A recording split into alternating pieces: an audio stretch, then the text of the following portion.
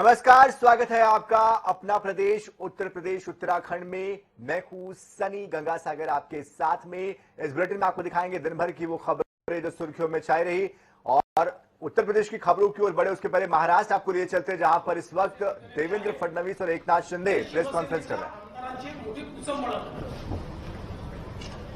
ज्यांच्याशी लढलो आणि उद्या त्यांच्याशीच लढायचंय आणि त्यांच्या सोबत जायचं आणि उद्या हिंदुत्वावर फक्त मागायचे की उद्या आम्ही कशाच्या भरोश्यावर बोलायचं, रोज अपमान होत असेल तर आम्ही कशाच्या भरोश्यावर लढायचं। आमच्याच मतदारसंघामध्ये आमचे हारलेले विरोधक यांना रोज निधी दिला जात असेल तर कशाच्या भरोश्यावर लढायचं। अशा प्रकारचा विषय लक्षात झाल्यानंतर या सर्वांनी निर्णय घेतला की काँग्रेस राष्ट्रवादी सोबतची युती तोडा। ज्या युतीमध्ये आपण निवडून आलो ती युती ठीक आहे, ती आम्हाला मान्य आहे, पण काँग्रेस राष्ट्रवादी सोबत आम्ही राहायला तयार नाही। मात्र दुर्दैवाने माननीय उद्धवजींनी या आमदारांच्या ऐवजी काँग्रेस राष्ट्रवादीच्या नेत्यांना जास्त प्रिफरन्स दिला आणि शेवटपर्यंत त्यांचीच कार धरून ठेवली। अर्थात तो त्यांचा अंतर्गत प्रश्न आहे, मी त्याच्यावर बोलणार नाही। म्हणून या सगळ्या परिस्थितीमध्ये आज ज्यावेळी हे सरकार गेलं, माननीय उद्धवजींनी या ठिकाणी राजीनामा दिला, त्यानंतर महाराष्ट्राला एक अल्टरनेट गव्हर्नमेंट देण्याची आवश्यकता होती। वारंवार गेले 2.5 वर्ष मी आपल्याला सांगत होतो असं सरकार चालत नाही, ते कधीही पडेल। आणि त्याच वेळेस मी सांगायचो, आपण विचारायचो मला की सरकार पडलं तर निवडणुका होतील का। त्यावेळेस मी आपल्याला सांगायचो की सरकार पडलं तर आम्ही अल्टरनेट गव्हर्नमेंट देऊ, लोकांच्या डोक्यावर निवडणुका लागणार नाही।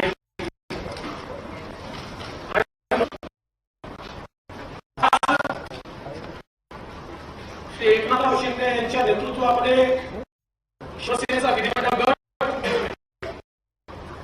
भारतीय जनता पक्षाचा विधिमंडळ गट आणि 16 अपक्ष आणि छोटे रजिस्टर्ड पक्षाचे आमदार असा एक मोठा गट हा सोबत आलेला आहे। अजून काही लोक येत आहेत।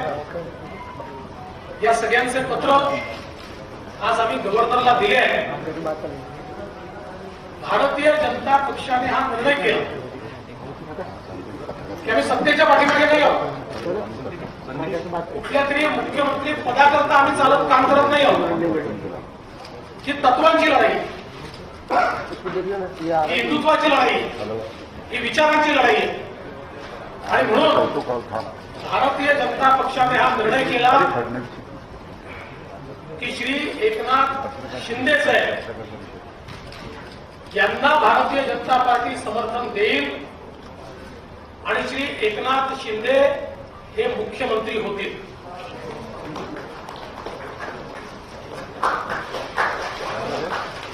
त्यामुळे आज तो महाराष्ट्र में जिस तरह से परिस्थितियां बदली है, उसके बाद एकनाथ शिंदे और देवेंद्र फडणवीस ने यह प्रेस कॉन्फ्रेंस की है और उन्होंने कहा कि जिस तरह से हमने चुनाव लड़ा था, बीजेपी और शिवसेना ने गठबंधन में चुनाव लड़ा था, और जब सरकार बनी तो विपक्षी पार्टियों के साथ सरकार बनी है, उनके साथ हर दिन काम करना हमारे लिए मुश्किल हो रहा था और कहीं ना कहीं हिंदुत्व के साथ समझौता करना पड़ रहा था, और इसलिए भी इस सरकार का समर्थन हम नहीं कर रहे। हालांकि उन्होंने एक बड़ी बात यह कही है कि एकनाथ शिंदे मुख्यमंत्री पद के दावेदार होंगे। ये एक बड़ी बात उन्होंने कही है इस प्रेस कॉन्फ्रेंस के दौरान। देखना यह होगा कि अब आगे कौन शपथ लेता है मुख्यमंत्री के तौर पर। फिलहाल रुक करते हैं उत्तर प्रदेश की खबर का, बढ़ते आगे। अगली खबर गोरखपुर से है, जो कि बड़ी खबर इस वक्त आ रही। बता दें कि 2 दिवसीय दौरे पर गोरखपुर पहुंचे हैं सीएम योगी। गोरखनाथ मंदिर में सीएम योगी ने पूजा की है। जिले के विकास कार्यों का जायजा भी सीएम योगी लेंगे। तो गोरखपुर के 2 दिवसीय दौरे पर सीएम योगी आदित्यनाथ पहुंचे हैं। यहां पर विकास कार्यों का वो जायजा भी लेंगे। सीएम योगी ने पूजा यहां पर की है।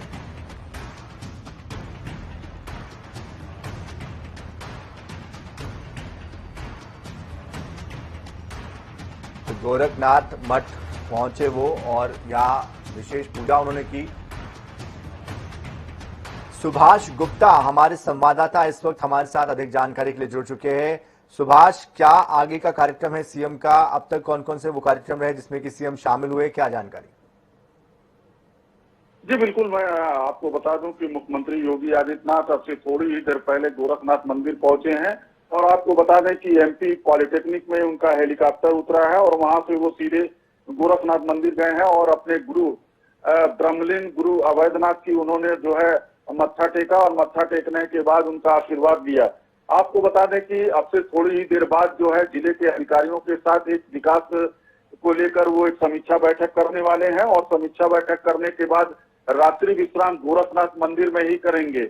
और आपको बता दें कि शुक्रवार की सुबह गोरखनाथ मंदिर में ही उनका जनता दर्शन का कार्यक्रम है, जिसमें वो प्रदेश के विभिन्न जिलों से आए फरियादियों की फरियाद सुनते हैं और यह कार्यक्रम उनका सुबह 9 बजे तक चलेगा।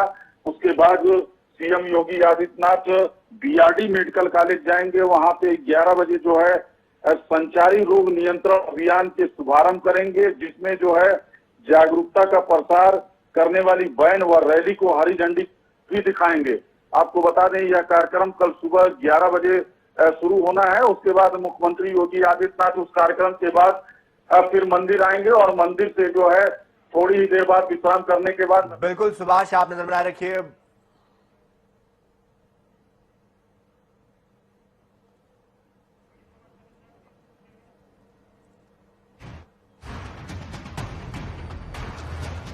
तो इस बीच बड़ी खबर आ रही है, बता दें कि एकनाथ शिंदे महाराष्ट्र के सीएम बनेंगे, ये फडणवीस ने कहा है।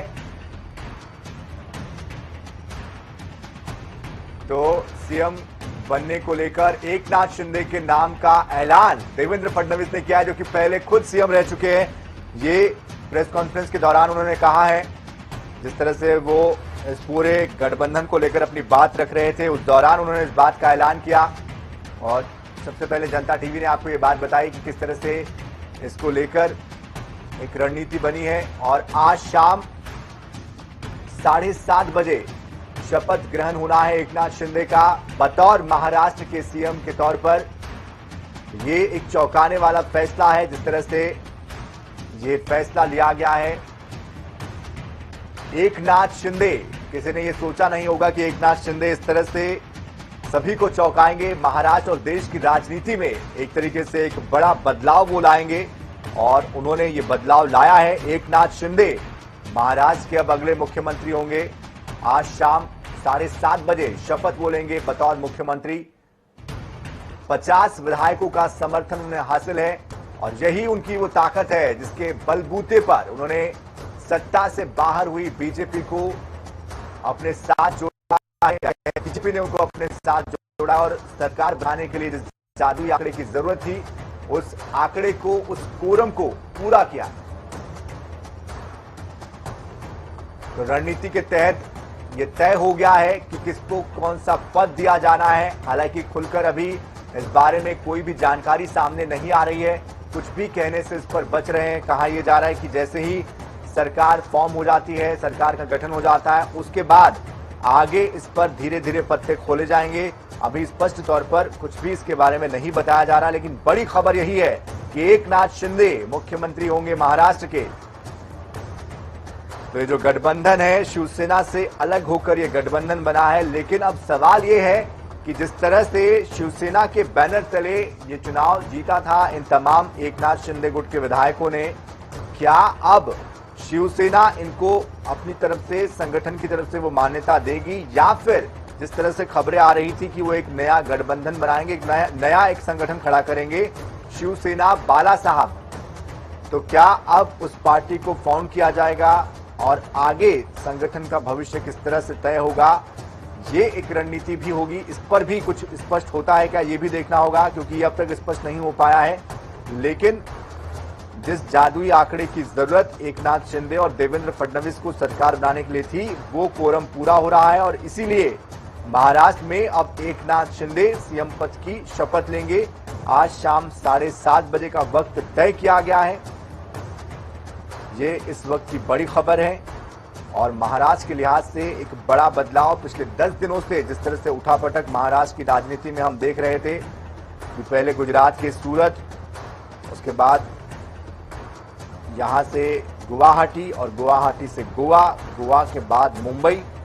10 दिनों का ये पूरा एक खेल चला है राजनीति का, जिसमें कि विधायकों को लेकर वापस लाने के लिए तमाम तरह की जो जुगतें हैं वो की गई। बयानबाजी का दौर चलता रहा, इसमें भावनात्मक कार्ड भी खेला गया जिसके जरिए उन्हें बताया गया कि वो एक शिवसैनिक है, किस तरह से पार्टी ने उनको मौका दिया है, किस तरह से पार्टी खड़ी हुई है। उद्धव ठाकरे ने अपनी तरफ से कोशिश की, उनके बेटे ने कोशिश की, लेकिन धीरे धीरे ये बात बिगड़ती गई और बात बयानों पर पहुंची। बयान इस तरह के तीखे दिए गए, यहां तक कहा गया संजय राउत की तरफ से कि वहां उनकी आत्माएं हैं, 40 शव एक तरीके से महाराष्ट्र आएंगे। तो कई बातें हुई।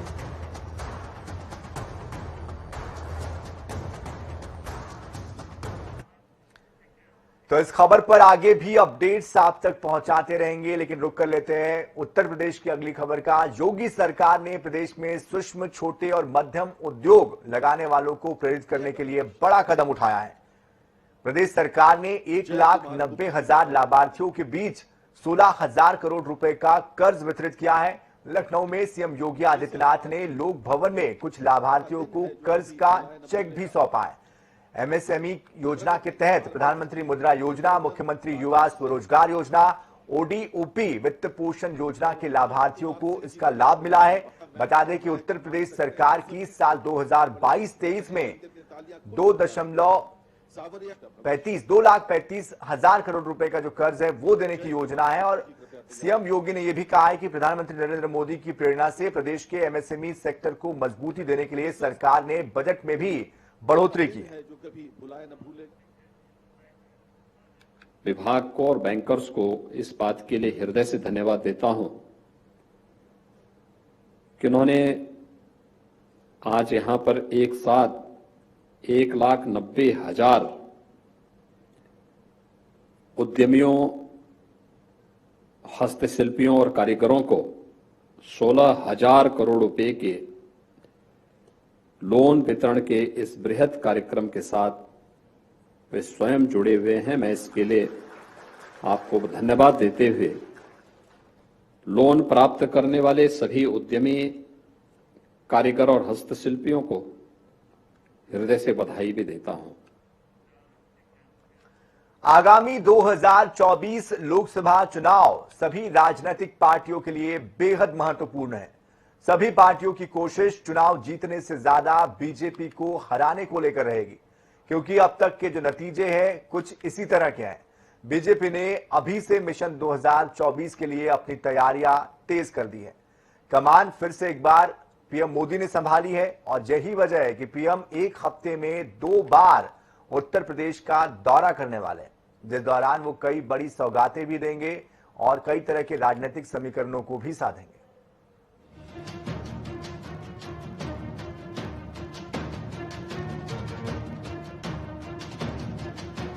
लोकसभा चुनाव में लगातार 2 बार सरकार बनाने में सफल रही बीजेपी अब मिशन 2024 की तैयारियों में जुट गई है।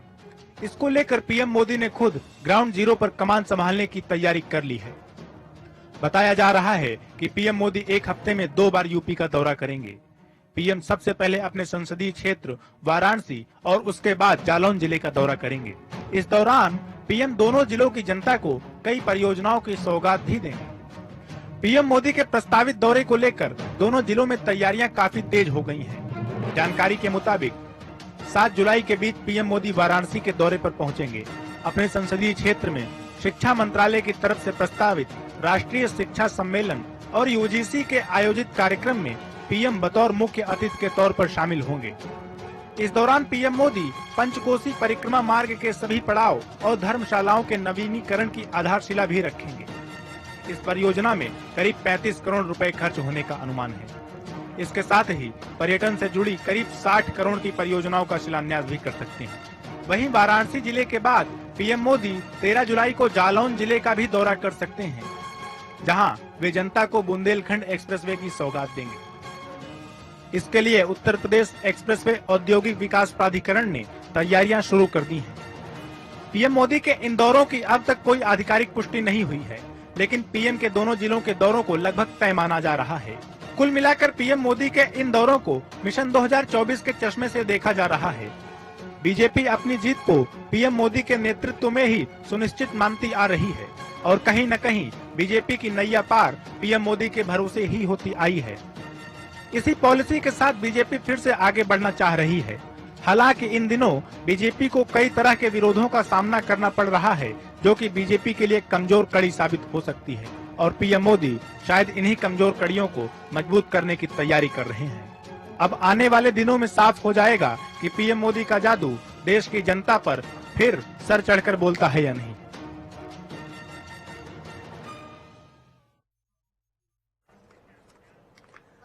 तो बढ़ते आगे, धामी सरकार की जो सेंचुरी हुई है उसकी बात कर लेते हैं। मुख्यमंत्री पुष्कर सिंह धामी के नेतृत्व में प्रदेश सरकार के 100 दिन पूरे हो गए हैं। सरकार के 100 दिन पूरे होने पर ग्राम्य विकास विभाग की ओर से कार्यक्रम का आयोजन किया गया। इस दौरान सीएम ने सरकार की 100 दिन की उपलब्धियां भी गिनाई। इस मौके पर कैबिनेट मंत्री गणेश जोशी मौजूद रहे। कार्यक्रम को संबोधित करते हुए सीएम धामी ने कहा कि हमारी सरकार के 100 दिन संकल्प, समर्पण और प्रयास को समर्पित है। लोगों के विचार लेकर सबके विचारों के आधार पर कमेटी एक ड्राफ्ट बनाएगी और सर्वसम्मति से जो ड्राफ्ट बनकर तैयार होगा, उत्तराखंड की सरकार उसको उत्तराखंड के अंदर लागू करेगी। उस दिशा में हम आगे बढ़ेंगे। भाइयों बहनों, हमने चुनाव से पहले कहा कि उत्तराखंड देवभूमि है। उत्तराखंड के अंदर प्रत्येक परिवार से कोई न कोई सेना में रहता है, कोई न कोई सेना में, किसी का बेटा सेना में है, किसी की बेटी सेना में है, कोई किसी के चाचा हैं, किसी के ताऊ हैं, मामा है, भांजा है, कोई सैनिक सेना में है, कोई अर्धसैनिक बलों में। दो अंतर्राष्ट्रीय सीमाएं हमारे राज्य से लगी हुई है। हम हमेशा न्याय की बात करते हैं, तो हमने कहा है कि हम ये कानून लागू करेंगे और उत्तराखंड की देवतुल्य जनता के जनादेश के अनुरूप जो उन्होंने हमको इस बार प्रचंड बहुमत दिया, इस बार उन्होंने एक निकट तोड़ने का काम किया, उत्तराखंड की जनता ने एक इतिहास बनाने का काम किया। सभी विभागों से कहा है कि 2025 आने तक 3 सालों में, अगले 3 साल में मानता हूं क्योंकि 1 महीना 2 महीना बरसात का समय है, अगले 3 महीनों में सभी विभाग अपने अपने विभागों का एक रोड मैप बनाने का काम करें और उस रोड मैप के आधार पर कि बेस्ट प्रैक्टिस क्या हो सकती है, सबसे अच्छा क्या हो सकता है। हम जब दूसरे प्रदेशों में जाएं तो वहां हम कहें कि हमारे यहाँ पर जैसा अभी हमारे कृषि मंत्री जी जोशी जी कह रहे थे कि फलों के क्षेत्र में काम हो रहा है, टीबी मिशन में काम हो रहा है, उद्यान के क्षेत्र में काम हो रहा है, अनेकों क्षेत्रों में मैं सभी विभागों से अपने माननीय मंत्रीगण हमारे सभी कामों पर लगे हुए हैं। मैं उनसे ये अनुरोध कर रहा हूँ कि अपने अपने विभागों में हम उनसे किस प्रकार की अपेक्षा हमारे उत्तराखंड की जनता चाहती है।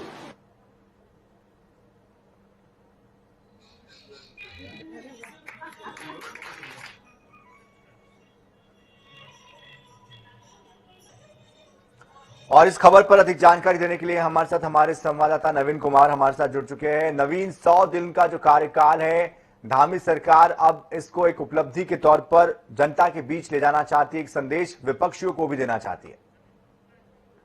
जी निश्चित तौर पर सनी, अगर देखा जाए तो सरकार के 100 दिन आज पूरे हो गए हैं। लगातार कार्यक्रमों का आयोजन किया गया था। इसके साथ ही अगर मुख्यमंत्री आवास के मुख्य सेवा सदन की बात की जाए तो वहां पर भी लगातार कार्यक्रम चल रहे थे। सर्वश्रेष्ठ बने उत्तराखंड अपना पर आधारित हमारा पहाड़ का जो है वो सॉन्ग का विमोचन किया गया। इसके साथ ही मुख्यमंत्री पुष्कर सिंह धामी शौर्य स्थल पर जाकर वहां पर जो शहीदों को नमन किया उन्होंने। इसके साथ ही उन्होंने साफ तौर पर कहा कि सरकार लगातार प्रदेश के विकास के लिए काम कर रही है और जो भी हमारे से जो भी भरसक प्रयास हो पाएगा वो सरकार लगातार आम जनता, आम पब्लिक के लिए करती रहेगी। इसके साथ ही उन्होंने विभागीय मंत्रियों को भी यह भी निर्देशित किया कि सरकार के 100 दिन का जो कार्यकाल रहा है वो बहुत अच्छा रहा है, लेकिन इससे आगे जो योजनाएं हैं और जो कार्य है इसको जनता तक कैसे पहुंचाया जाए, इसकी जिम्मेदारी भी अब जो कैबिनेट स्तर के मंत्री हैं वह भी लेंगे। और इसके साथ ही अधिकारियों को उन्होंने साफ तौर पर निर्देशित किया है, जो जिला स्तर के अधिकारी हैं उन्होंने साफ तौर पर कहा है कि जिला स्तर के अधिकारी जो समय निकालकर जनता की जो समस्याएं हैं उसको सुनने का काम करें। इसके साथ ही तमाम सारी जो व्यवस्थाएं हैं उसे दुरुस्त करने का काम करें। और सरकार के आज 100 दिन पूरे हो रहे हैं तो कहीं ना कहीं आज सरकार अपनी उपलब्धियां जरूर गिना रही है। इसके साथ ही तमाम सारी जो अगर बात की जाए सरकार की तरफ से, तो जो अगर सिलेंडर योजना की बात की जाए, अंत्योदय जो सिलेंडर योजना थी उसका शासनादेश भी जारी कर दिया, तो कहीं ना कहीं सरकार की एक बड़ी उपलब्धि सामने नजर आ रही है। चलिए, आप नजर बनाए रखिए। बहुत बहुत शुक्रिया इस पूरी जानकारी के लिए। तो वही कांग्रेस ने सरकार को आरएसएस के रिमोट कंट्रोल से चलने वाली सरकार करार दिया है। कांग्रेस प्रवक्ता गरिमा दसोनी ने कहा है कि मुख्यमंत्री संवैधानिक पद पर बैठे हैं और वो एक सामाजिक संस्था आरएसएस को रिपोर्ट कार्ड पेश करने की बात कर रहे हैं। सूबे के मुख्यमंत्री श्री पुष्कर सिंह धामी का आरएसएस यानी राष्ट्रीय स्वयंसेवक संघ के सामने अपने 100 दिन का रिपोर्ट कार्ड रखना अपने आप में लोकतंत्र और संविधान का एक भद्दा मजाक दिखाई पड़ता है। एक तरफ तो 100 दिन के रिपोर्ट कार्ड का औचित्य क्या है ये समझ से परे है, क्योंकि 100 दिन क्या काफी होते हैं किसी भी मुख्यमंत्री को पास या फेल की कसौटी पर कसने के लिए। वहीं दूसरी ओर आरएसएस स्वयं इस बात को कई बार स्पष्ट कर चुका है कि वो विशुद्ध रूप से एक सामाजिक संगठन है और राजनीति में उसका कोई दखलंदाजी नहीं है।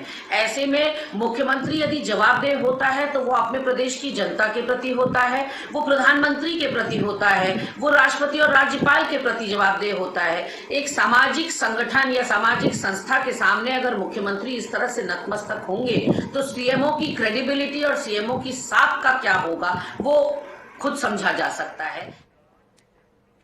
तो इसी के साथ इस बुलेटिन में फिलहाल इतना ही। ताजा खबरों के लिए, अपडेट्स के लिए आप बने रहिए जनता टीवी के साथ। नमस्कार।